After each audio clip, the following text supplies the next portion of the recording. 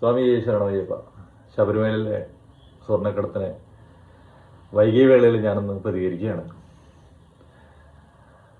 നിങ്ങൾ കട്ടുകൊണ്ടുപോയവർ സത്യത്തിൽ ഞങ്ങളെപ്പോലുള്ള കോടിക്കണക്കിന് ഭക്തരുടെ മനസ്സിലുണ്ടാക്കിയ വേദനയുണ്ടല്ലോ. ഞാൻ അയ്യപ്പൻ ശിക്ഷിക്കില്ല എന്നല്ല പറയണത്. ഞങ്ങളെപ്പോലെ കോടിക്കണക്കിന് ഭക്തരുടെ നെഞ്ചുരുകിയിട്ടുള്ള ശാപം എന്ന് ഞാൻ പറയുന്നില്ല, പ്രാർത്ഥന ഉണ്ടാവും. ആ ഒരു പ്രാർത്ഥന അല്ലെങ്കിൽ ആ ഒരു വേദന, ആ വേദനയുടെ ഞങ്ങളുടെ മാനസികമായിട്ട് ഞങ്ങൾക്കുണ്ടായ ബുദ്ധിമുട്ട്, ഞങ്ങളുടെ മനസ്സിലുണ്ടായ വേദനയ്ക്ക് നിങ്ങൾക്ക് കിട്ടുന്ന ശിക്ഷയുണ്ടല്ലോ, താങ്ങാവുന്നതിൻ്റെ അപ്പുറമായിരിക്കും. നിങ്ങൾക്ക് മാത്രമല്ല, നിങ്ങളുടെ തലമുറകൾക്ക് പോലും.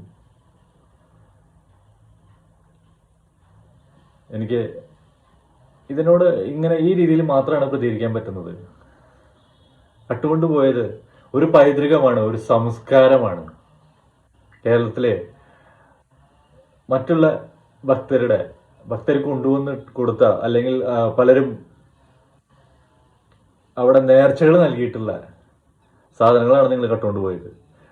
ഞങ്ങളുടെയൊക്കെ ഒരു വിശ്വാസമാണ് നിങ്ങൾ കട്ടുകൊണ്ടുപോയത്. ഒരിക്കലും ഇതുകൊണ്ടൊന്നും ഒരാളും ഗതി പിടിക്കാനോ അല്ലെങ്കിൽ നന്നാവാനോ പോണില്ല കേട്ടോ. തൽക്കാലത്തേക്ക് നിങ്ങൾ ജയിച്ചു നിൽക്കും.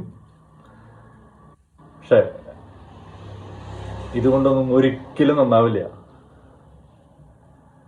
പിന്നെ ശബരിമലയിൽ ഇതിനു മുന്നേ അവിടെ ഒരു ആചാരം അല്ലെങ്കിൽ ഒരു സംസ്കാരമായിരുന്നു. അവിടെ സ്ത്രീകൾ കയറില്ല. മാളികപ്പുറത്ത് ആയിട്ടുള്ളവർ, അതായത് നമ്മുടെ 60 വയസ്സിന് മേലെ അല്ലെങ്കിൽ മെൻസസ് ആവാത്തവർ, അതിന് മുകളിലേക്ക് ഏജ് ആയവർ മാത്രമാണ് അവിടെ സ്ത്രീകൾ കയറിയിരുന്നത്. ആ ഒരു ആചാരത്തെ നിങ്ങൾ തകർത്തു.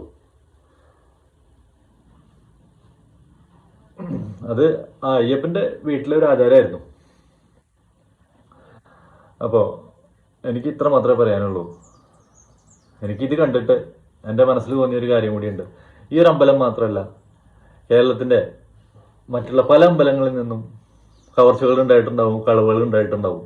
എല്ലാ അമ്പലങ്ങളിലെയും എല്ലാ സ്വത്തുക്കളുടെയും എല്ലാ വിവരങ്ങളും വീണ്ടും ചെക്ക് ചെയ്യേണ്ട ഒരു സമയമായിട്ടുണ്ട്.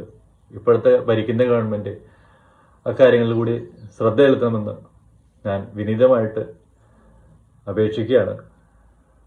എല്ലാവർക്കും നമസ്കാരം. സ്വാമി ശരണമയ്യപ്പ.